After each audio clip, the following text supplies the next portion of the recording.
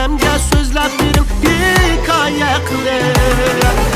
Ey amma o kızını bana tep birin, söygünü var miken bana tezrak dep birin. Ey amma o kızını bana tep birin, söygünü var miken bana tezrak dep birin. Ey hamma tatlı hamma lan hamma, onun da yakşı gitmini dep birin.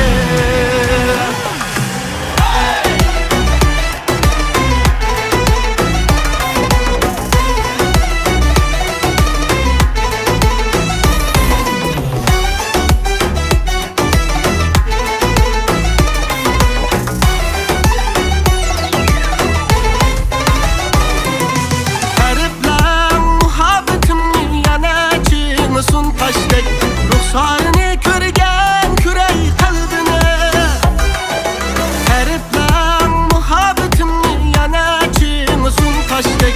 Ruhsarını körgen kürey kalbine, şaklığını tanma adem anlayır emma, halıga ben yitey sözler derdine. Şaklığını hemma adem anlayır emma, sözler derdine.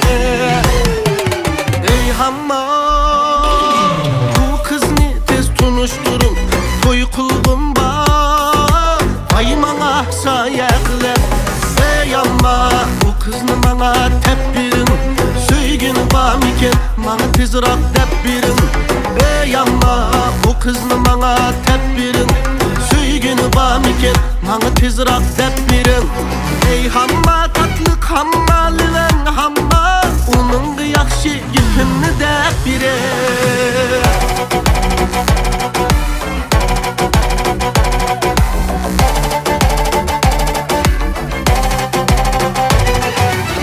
Ey amma bu kızını bana tep birin, söygünü var miken bana tezrak dep birin.